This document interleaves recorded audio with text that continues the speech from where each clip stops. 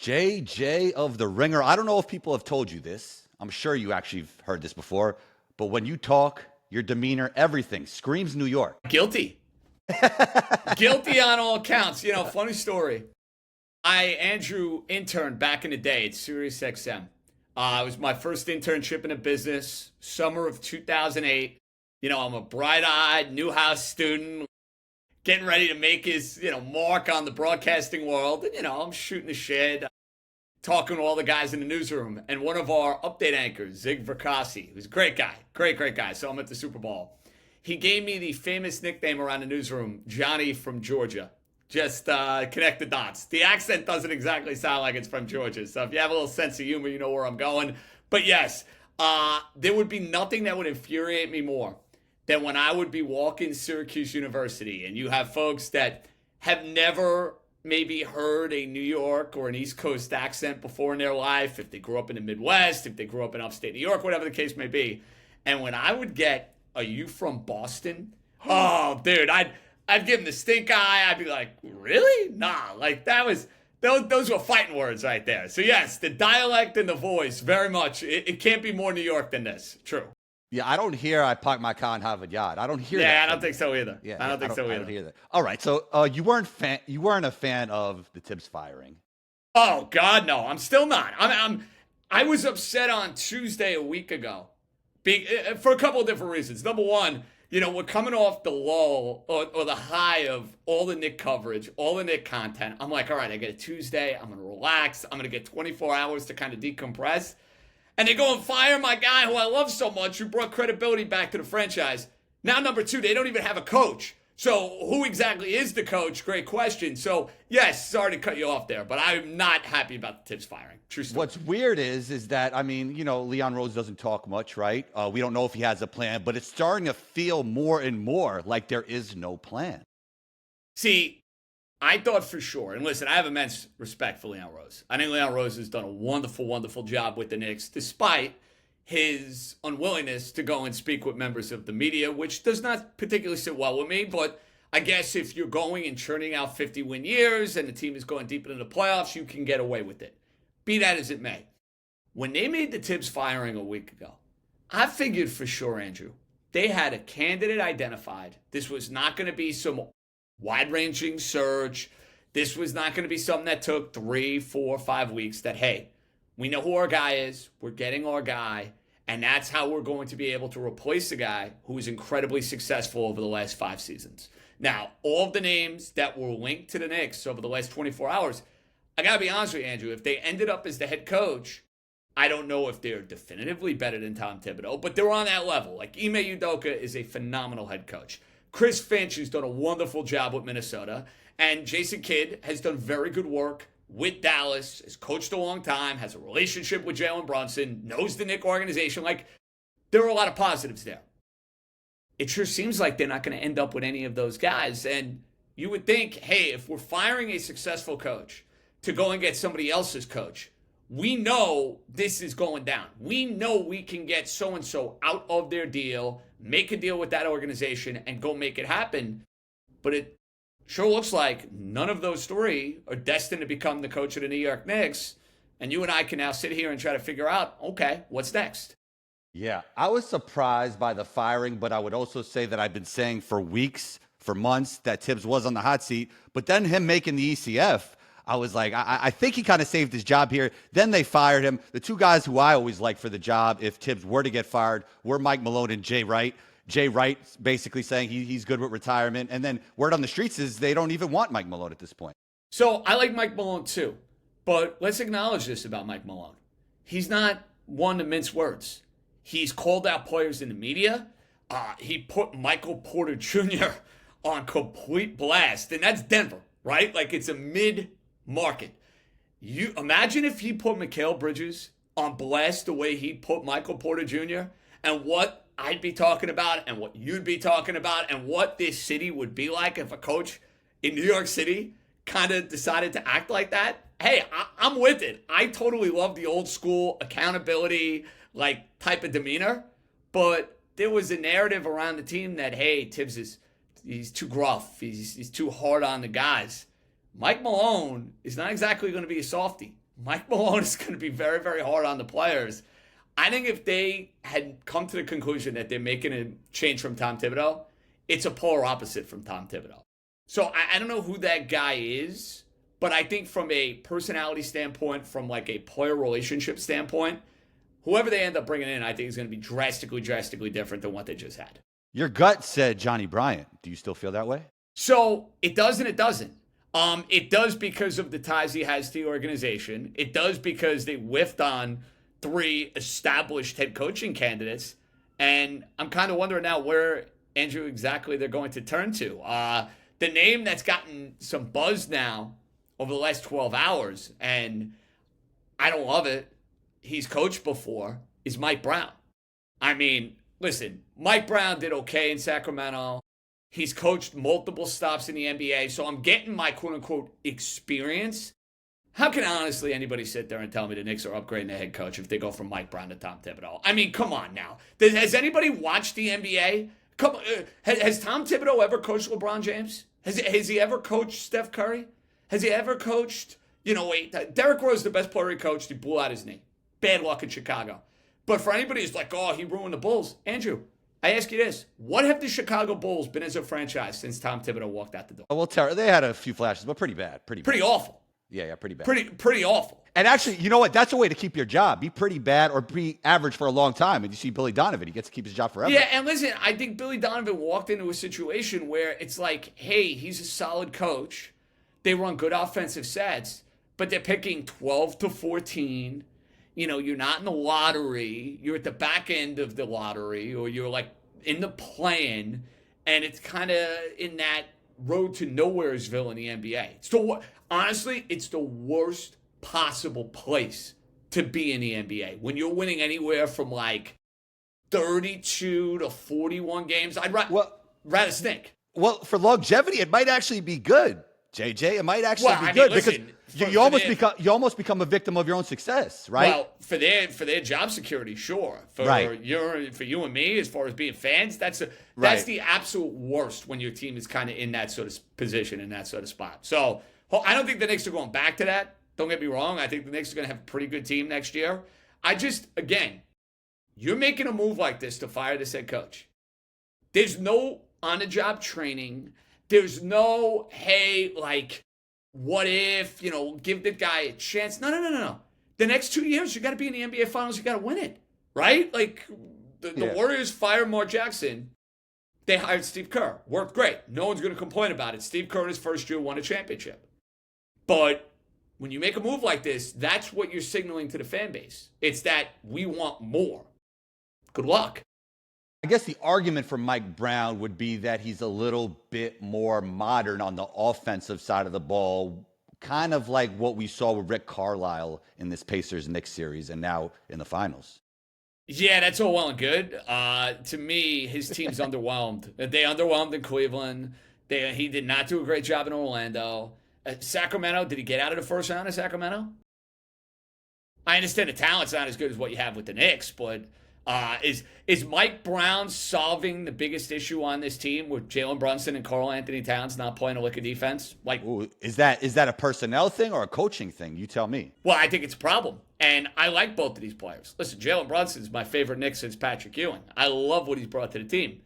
Karl-Anthony Towns was an all-NBA player. But you saw it in the Indiana series.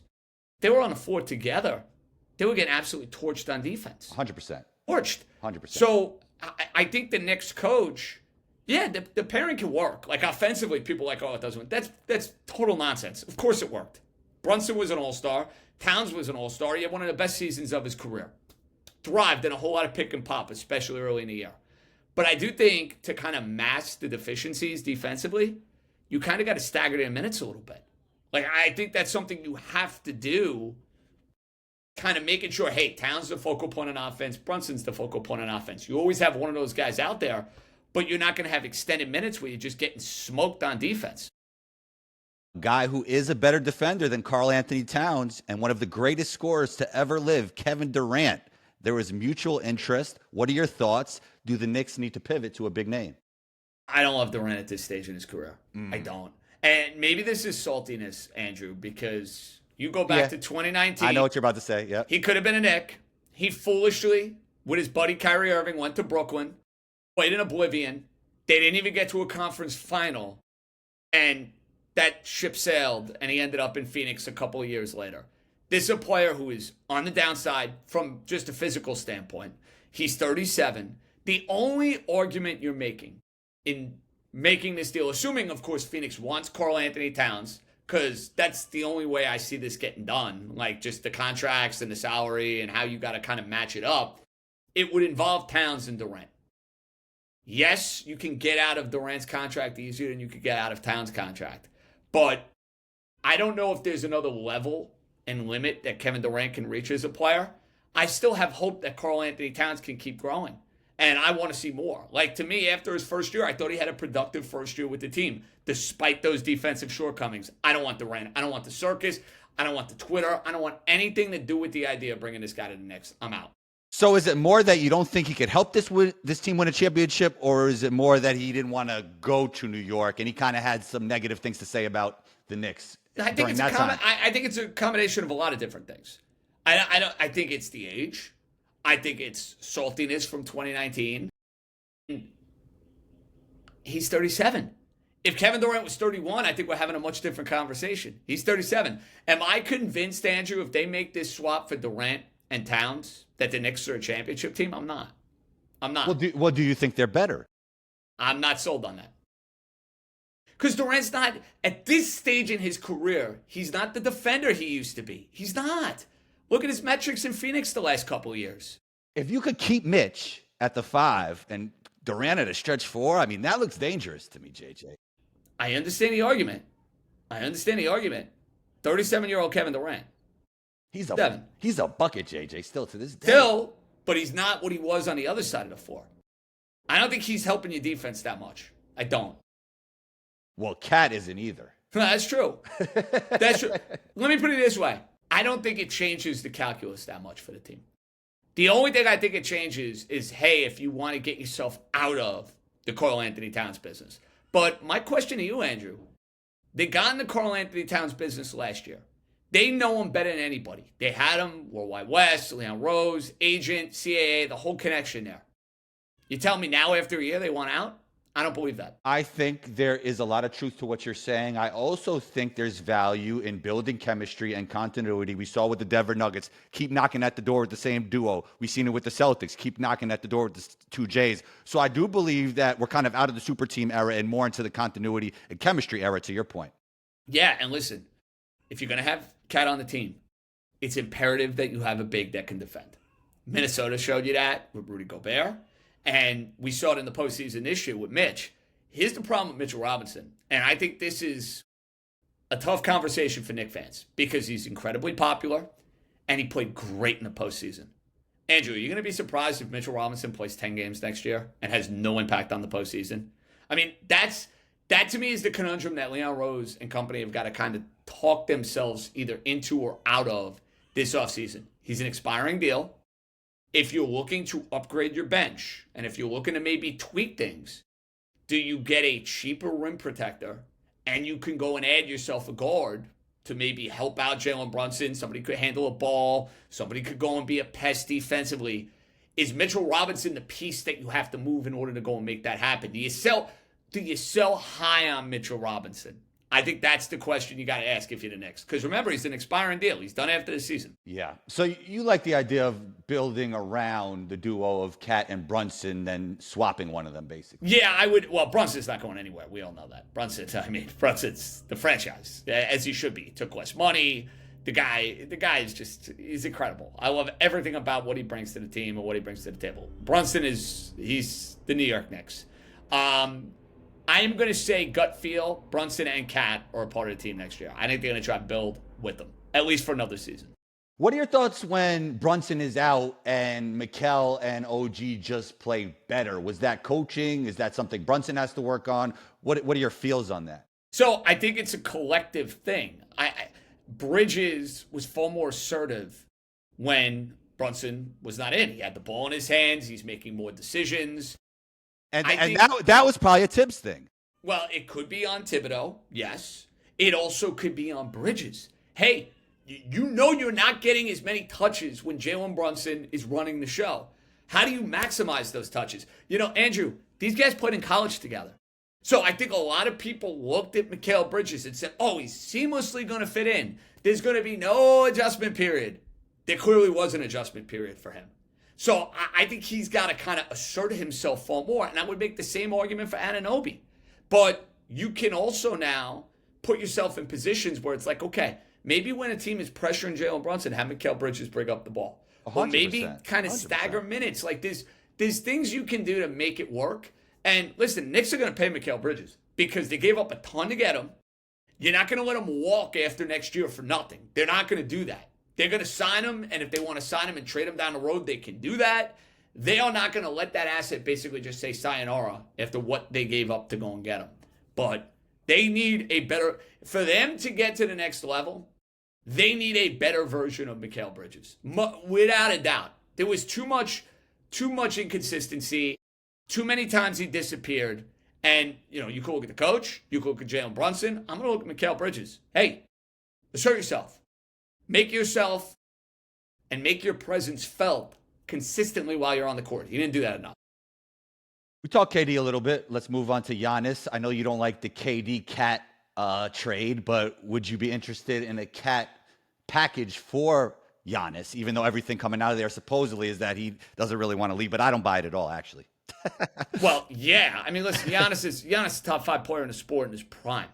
It's a different conversation than Durant. The problem is, let's look at this from Milwaukee's standpoint. Why would Milwaukee, if Giannis says to them, hey, I want out, it's been real, we won here, there's no more shelf life to this. You guys can go and explore trades. If I'm Milwaukee, I'm saying, hey, Giannis is leaving, we're bottoming out. We are going to build it from the ground up. Why are you going to try to plateau at like 35 or 40 wins by making a Cat Bridges move or a Cat Anunoby move, whatever it might be? Yeah. What does that accomplish for your franchise? Aren't you better off getting, 6, 7 first-round picks, blowing it up across the board, and kind of starting from scratch? That's what I'd be doing if I ran the Milwaukee Bucks. Now, how does Giannis end up with the Knicks? There's one way he ends up with the Knicks. He goes to the Milwaukee Bucks and says, look, I won for you guys. I was loyal to you guys. This is where I want to go. It's the only place I want to go. Make it happen. If that's the case, and the Bucks are going to say, you know what? We owe it to this guy. That's how Giannis becomes a Knick. Other than that, Andrew, how are they making that trade? Yeah, I mean, it would probably have to be OG, Mikal, and Cat, and where does that leave the Knicks? That's what you know what I mean. Predicament. Like they're gonna ask for a lot for Giannis, as they should. Yeah. Do you blame them? I would too. Yeah, 100%. You've been so big on St. John's Renaissance. I loved it, and I'm a Syracuse guy, just so you know. I know the whole story. Syracuse, WFAN, Ringer. There you go. On, I got my little out of the orange back there somewhere, so I want to make sure you saw it. But yeah, I've been into it. Pitino, I can't get enough. Yeah. So, I mean, now ESPN has St. John's with the #1 transfer class. Are you expecting big things after the tough ending for St. John's last season? So it's interesting.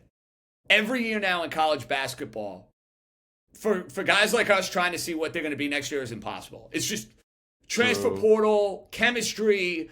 Every year is a new year. It's like the Wild Wild West. There's no more, like a team grows over 3 or 4 years and a team is going to look so like freshman year and you're going to see what they look like as like juniors or seniors. No. Those days are done.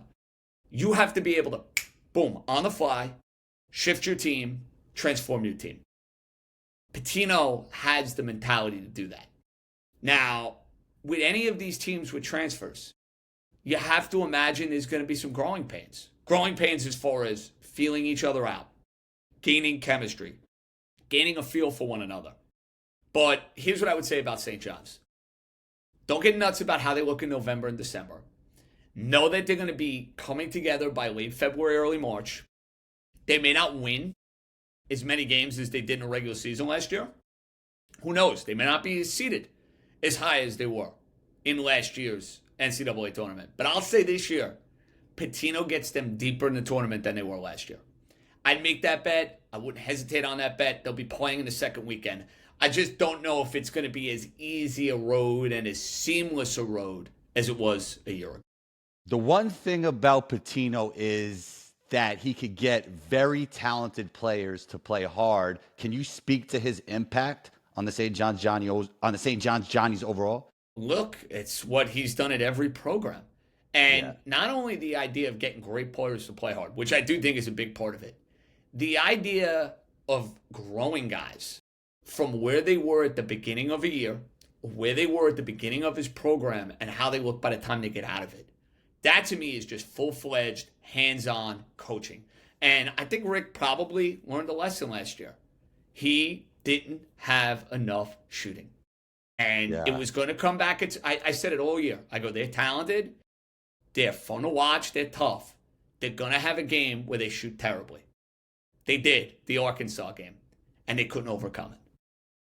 That he knew probably the minute he walked off that court, he had to shake hands with Calipari, which probably made him sick to his stomach because he hates Calipari. And the idea that Calipari knocked him out of the tournament probably made him miserable all freaking year. However, he looked at his team and said, I need to have more offensive firepower. That's why they may not be as good a defensive team as they were last year. They're going to be so much better on offense because it's something he's stressing and it's something he's working on. Yes.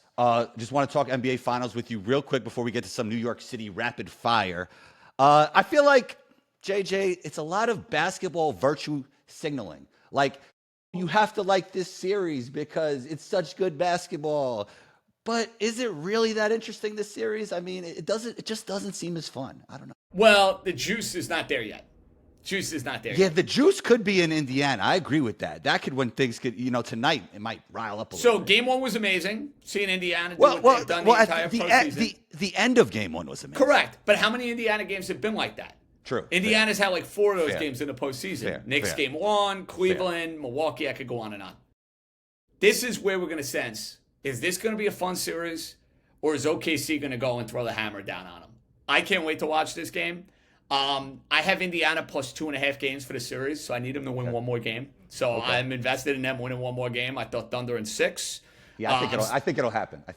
Yeah. I'm sticking with it. I'll say they split the next 2, and then OKC takes care of the next 2. The Thunder, they have not covered a road game in the postseason.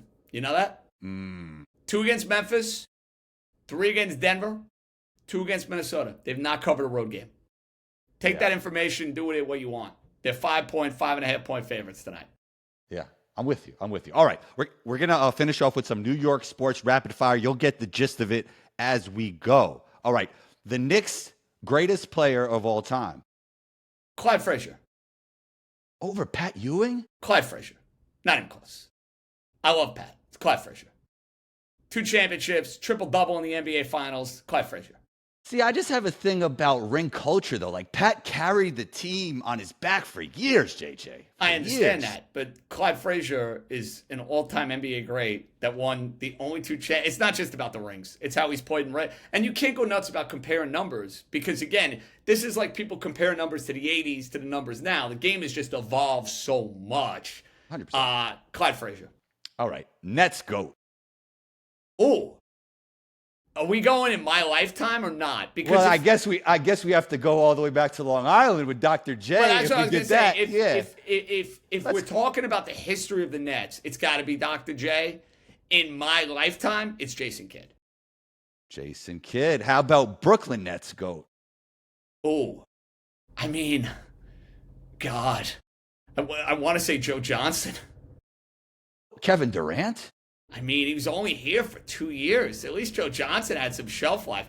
If you're a Net fan glorifying Kevin Durant, you got problems. That would be my advice. You don't want to be glorified. He didn't even get you to a conference final, and he barely played. Like what you get? You got 2 years out of Durant, basically 2.5. Yeah. And now he's about to be back in New York, JJ. So it's all good. All right, Yankees GOAT. Babe Ruth. Easy. Mets GOAT. Tom Seaver. Ooh. Jets GOAT. Joe Willie. Come on. Giants GOAT. Lawrence Taylor. Islanders GOAT. God. See, I don't know the Islanders well at all. Me neither. It'd be somebody on the 70s teams. Maybe it's Trottier. Maybe it's Potvin. I don't know. I don't know the Islanders well at all, so I couldn't speak to the history. Rangers GOAT. Oh, Mark Messier. Greatest athlete of all time from New York City. From New York City? From when you say from New York City, played for one of our teams or who was born here? Born and from. Yeah. See, Jordan is the obvious, but he really doesn't count. Nah. He doesn't count. He was born here, but he lived in Carolina basically his entire life. Right. Greatest athlete who was born in... I got to think about that one, to be honest with you. I would go with Kareem Abdul-Jabbar. That's a good answer. That's a very good pivot. Yeah, I'm not going to fight you on that. I think it's going to be hard to find an athlete as good as Lou Alcindor or Kareem who would have you beat there. Yeah, you got my endorsement. All right. JJ, you're always welcome back on the show. Let them know where they can find you, social media, and everywhere else. I appreciate that. New York, and East Coast Bias on The Ringer Gambling Show. Our New York comes out twice a week. You want to check that out. Follow, subscribe. Nightly, SNY, Honda Sports Night after the Met games, and John_Jastremski on Twitter, JJBombs19 Instagram, and check out our New York Instagram page, NY The Ringer. Thanks for taking the time, JJ. You're always welcome back, and talk soon. Andrew, anytime, man. Keep up the good work, dude. Thanks, buddy. Thank you, bro.